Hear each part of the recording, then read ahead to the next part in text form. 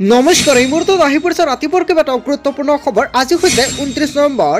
অসমৰ মুখ্যমন্ত্ৰী ডক্টৰ হিমন্ত বিশ্ব শৰ্মাই অহা মাহৰ পৰা লাখ লাখ মহিলাৰ একাউণ্টত সোমাই দিব টকা আৰু কোনবোৰ মহিলাৰ একাউণ্টত চৰকাৰে টকা সোমাই দিব, ইয়াক লৈ মুখ্যমন্ত্ৰী ডক্টৰ হিমন্ত বিশ্ব শৰ্মাই কেইবাটাও গুৰুত্বপূৰ্ণ আঁচনিৰ কথা মন্তব্য কৰিছে। কেৱল ইয়াই নহয়, পুৰুষসকলৰ বাবেও দিলে এটা ভাল খবৰ। অৰুণোদয়ৰ প্ৰত্যেকজন হিতাধিকাৰীৰ একাউণ্টত 10 তাৰিখে সোমাই দিব 1250 টকাকৈ। বহুতো হিতাধিকাৰীৰ নাম কৰ্তন কৰা হৈছে অৰুণোদয়ৰ তালিকাৰ পৰা আৰু পিএম কিষাণৰ প্ৰত্যেকজন হিতাধিকাৰীৰ বাবে এটা ডাঙৰ খবৰ। 19 নম্বৰ কিস্তি বহুতো কৃষকে নাপাব। ৰেচন কাৰ্ডৰ লিষ্টত আপোনাৰ নামটো আছে নেকি? তেন্তে আপোনাৰ বাবে এটা ভাল খবৰ। লগতে কেইবাটাও ৰাজনৈতিক খবৰৰ লগতে অৰাজনৈতিক খবৰ যুগুত কৰা হৈছে আজিৰ দিনটোত। গোটেই অসম তথা ভাৰতৰ বিভিন্ন প্ৰান্তৰ পৰা যুগুত হৈছে কেইবাটাও ডাঙৰ খবৰ। এনেবোৰ খবৰ নিতৌ পাই থাকিবলৈ চেনেলটি সাবস্ক্ৰাইব কৰি ভিডিঅ'টো এটা লাইক কৰিবলৈ নাপাহৰিব। আজিৰ আমাৰ প্ৰথম খুবেই গুৰুত্বপূৰ্ণ খবৰ হৈছে অসমবাসীৰ বাবে এটা ডাঙৰ খবৰ। বিজেপিৰ টাৰ্গেট সংখ্যালঘু। 26ত সংখ্যালঘুৰ বহু সমষ্টিত নিৰ্বাচন খেলিব বিজেপিয়ে।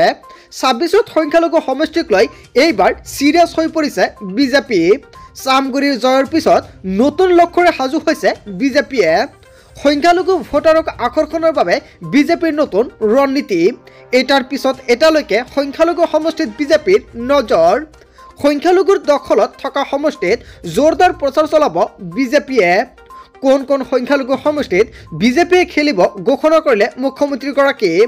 ৰূপহী, চামগুৰি, লাহৰিঘাট, পূব গোৱালপাৰাত বিজেপিয়ে দিব প্ৰাৰ্থিত্ব। উত্তৰ কৰিমগঞ্জ, দক্ষিণ কৰিমগঞ্জতো নিৰ্বাচন খেলিব বিজেপিয়ে। লোকসভা নিৰ্বাচনত প্ৰতিটো সংখ্যালঘু সমষ্টিত 30ৰ পৰা 40,000 ভোট পাইছো, কাৰণ সংখ্যাগুৰিয়ে পোৱা সকলো সুবিধা সংখ্যালঘুকে দি দিছে চৰকাৰে। 26ত সংখ্যালঘু সমষ্টিক লৈ এইবাৰ চিৰিয়াছ হৈ পৰিছে বিজেপিয়ে। হয় বন্ধু বান্ধৱীসকল, এখন ডাঙৰ খবৰ, এখন গুৰুত্বপূৰ্ণ খবৰ আহি পৰিছে। ইয়াৰ বিষয়ত জনতাই কি ক'ব? যদি জনতাৰ কিবা মন্তব্য কৰিব লগা থাকে আপোনালোকৰ মন্তব্যটো নিশ্চয় কমেণ্ট বক্সত জনাব। তাৰ পিছত অসমবাসী ৰাজক জনাইছে আমাৰ পৰৱৰ্তী খুবেই গুৰুত্বপূৰ্ণ খবৰ, লগতে এটা ডাঙৰ খবৰ। মুছলমানে পাব লাগিব সকলো অধিকাৰ। জীৱনৰ নিৰাপত্তা হেৰুৱাইছে অসমৰ মুছলমানে। অখিল গগৈয়ে কেইবাটাও গুৰুত্বপূৰ্ণ মন্তব্য কৰিছে। হিমন্ত বিশ্ব শৰ্মাৰ দিনত নিৰাপদ নহয় অসমৰ মুছলমানসকল। জীৱনৰ নিৰাপত্তা হেৰুৱাইছে মুছলমানসকলে। মুছলমানৰ ন্যায় বিচাৰি গজৰি উঠিল অখিল গগৈ। মুছলমান শ্ৰমিকৰ ওপৰত অত্যাচাৰ চলাইছে বিজেপিয়ে। উজনি অসমত কিয় অত্যাচাৰৰ বলি হয় মুছলমান শ্ৰমিকসকল? মুছলমানসকলে পাব লাগিব জীৱনৰ সকলো অধিকাৰ। মুছলমানৰ সৈতে আৰক্ষীয়ে ভয়ংকৰ কাণ্ড কৰাৰ অভিযোগ আনিলে অখিল গগৈয়ে। চৰচাপুৰীৰ মুছলমানক দিয়া হৈছে সন্দেহজনক বাংলাদেশী আখ্যা। সন্দেহযুক্ত বাংলাদেশী আখ্যা দি মুছলমানৰ ঘৰ ভাঙি দিছে বিজেপিয়ে।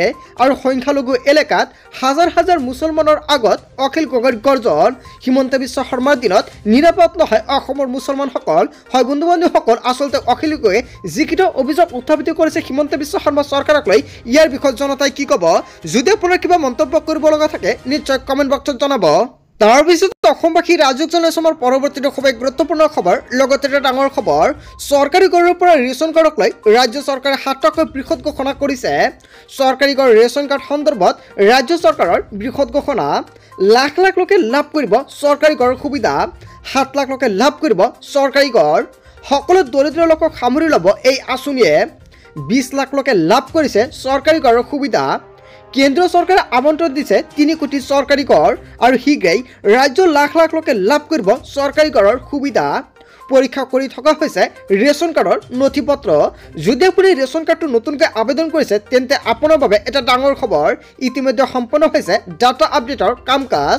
প্ৰায় 19 লাখ লোকে আবেদন কৰিছিল ৰেচন কাৰ্ডৰ বাবে। যদি আপুনি নতুনকৈ ৰেচন কাৰ্ডৰ বাবে আবেদন কৰিছে তেন্তে আপোনাৰ বাবে এটা ভাল খবৰ। পূৰ্বে 42 লাখ লোকে নতুনকৈ ৰেচন কাৰ্ড আবেদন কৰিছিলে আৰু সকলোকে ৰেচন কাৰ্ড প্ৰদান কৰা হৈছে। যিসকল ব্যক্তি নতুনকৈ ৰেচন কাৰ্ডৰ বাবে আবেদন কৰিছে সেইসকল সকলোখিনি নথি পত্ৰ চেক কৰা হৈছে। আৰু চৰকাৰী ঘৰ ৰেচন কাৰ্ডক লৈ অসমৰ মুখ্যমন্ত্ৰী ডক্টৰ হিমন্ত বিশ্ব শৰ্মাৰ চৰকাৰে কেইবাটাও গুৰুত্বপূৰ্ণ পন্থা হাতত লৈছে আৰু অতি শীঘ্ৰে লাখ লাখ লোকে লাভ কৰিব নতুনকৈ চৰকাৰী ঘৰ আৰু ৰেচন কাৰ্ডৰ সুবিধা। যিসকল ব্যক্তিয়ে এতিয়ালৈকে চৰকাৰী ঘৰৰ বাবে আবেদন কৰা নাই অতি শীঘ্ৰে আবেদন কৰি লৈ লওক। আৰু যদি আপুনি চৰকাৰী ঘৰৰ তালিকাৰ পৰা নামটো আপোনাৰ বাদ পৰিছিলে তেনে ক্ষেত্ৰত ডিচেম্বৰ মাহৰ ভিতৰতে চৰকাৰে প্ৰদান কৰিব চৰকাৰী কৰৰ প্ৰথম কিস্তি আৰু কিমান তাৰিখত টকাটো প্ৰদান কৰিব যেতিয়া চৰকাৰে গুৰুত্বপূৰ্ণ আপডেটটো প্ৰদান কৰিব নিশ্চয় সম্পূৰ্ণকৈ আপোনাক জনাই দিয়া হ'ব। তাৰ বাবে সকলোৱে আগতীয়াকৈ চেনেলটি সাবস্ক্ৰাইব কৰি ৰাখিব। তাৰ পিছত অসমবাসী ৰাজকজনে চবৰ পৰৱৰ্তীটো খুব গুৰুত্বপূৰ্ণ খবৰ লগতে ডাঙৰ খবৰ হুলপলৰ দোকানী আৰু হিতাধিকাৰীলৈ 8টাকৈ নিয়ম সলনি হৈ পৰিছে। নিয়ম নামানিলে হুলপলৰ দোকানীৰ বিৰুদ্ধে কঠোৰ হ'ব প্ৰশাসন। দোকানী হিতাধিকাৰীক 8টাকৈ নিয়ম বান্ধি দিলে চৰকাৰে। এই বিশেষ দিনকেইটাত লাভ কৰিব বিনামূলীয়া চাউল। অন্তদয় অন্ন যোজনা পৰিয়ালে লাভ কৰিব 35 কেজিকৈ চাউল। অগ্ৰাধিকাৰপ্ৰাপ্ত পৰিয়ালৰ প্ৰতি হিতাধিকাৰীয়ে লাভ কৰিব 5 কেজিকৈ চাউল। আৰু এইকেইটা দিনত দিনজোৰাকৈ খুলিব লাগিব দোকান। প্ৰতিটো হিতাধিকাৰীয়ে দিব লাগিব প্ৰাপ্য চাউল আৰু হিতাধিকাৰীক প্ৰদান কৰিব লাগিব ই-পাছ মিছনৰ ৰচিদ। হিতাধিকাৰীৰ পৰা কোনো চাউল কাটি ৰাখিব নোৱাৰিব দোকানীয়ে। সঠিক পৰিমাণৰ চাউল নাপালে দিব পাৰিব অভিযোগ। অভিযোগ দিয়ক 1800345361 নম্বৰত অথবা আন এটা নম্বৰ হৈছে 1967 নম্বৰতো দিব পাৰিব অভিযোগ। নিয়ম নামানিলে হুলপলৰ দোকানীৰ বিৰুদ্ধে কঠোৰ হ'ব প্ৰশাসন। কেইবাটাও নতুন নিয়ম সলনি হৈ পৰিছে ৰেচন কাৰ্ডৰ চাউল লোৱাক লৈ আৰু 1 তাৰিখৰ পৰা নতুনকৈ ৰেচনৰ চাউল দিয়া আৰম্ভ কৰিব প্ৰশাসনে। তাৰপিছত অসমবাসী ৰাজকজনে চমৰ পৰৱৰ্তীটো খুব গুৰুত্বপূৰ্ণ খবৰ লগতে ডাঙৰ খবৰ লাখ লাখ কৃষকৰ বাবে এটা ভাল খবৰ আহি পৰিছে। ফেব্ৰুৱাৰীত লাভ কৰিব PM কিষাণৰ 19 নম্বৰ কিস্তিৰ টকা আৰু কোনবোৰ কৃষকে লাভ কৰিব তাৰ বাবে চৰকাৰে কেইবাটাও গুৰুত্বপূৰ্ণ পন্থা হাতত লৈছে। বহুতো কৃষকৰ নামটো কৰ্তন কৰা হ'ব তালিকাৰ পৰা।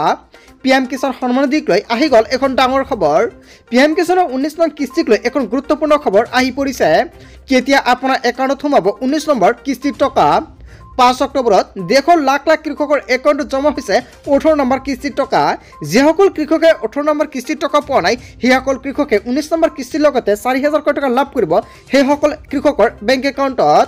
নতুন বছৰ ফেব্ৰুৱাৰী মাহত কৃষকে লাভ কৰিব পাৰে PM কিষাণৰ 19 নম্বৰ কিস্তিৰ ধনৰাশি আৰু বছৰত 3বাৰকৈ দিয়া হয় এই ধনৰাশি। ইয়াৰ বাবে আপুনি কৰিব লাগিব EKYC। ধন লাভৰ বাবে কৃষকে EKYC কৰাটো বাধ্যতামূলক। হিতাধিকাৰী একাউণ্টত পোনপটীয়াকৈ সোমাব এই ধনৰাশি আৰু তাৰ বাবে EKYC লেণ্ড চিডিং লগতে আধাৰ কাৰ্ডখন লিংক কৰিব লাগিব। যদি আপুনি এতিয়ালৈকে লিংক কৰা নাই অতি শীঘ্ৰে লিংক কৰি লৈ লওক। ধন মোকলাই দিয়াৰ পূৰ্বে আপডেট কৰক আপোনাৰ বেংক একাউণ্ট। যদি আপোনাৰ বেংক একাউণ্টত কিবা আপডেট কৰিবলগীয়া আছে বা KYC কৰিবলগীয়া আছে অতি শীঘ্ৰে KYC কৰি লৈ লওক। এই ধন পাবলৈ আপুনি কৰিব লাগিব এটা বিশেষ কাম, অন্যথা আপুনি নাপাব PM কিষাণৰ টকা।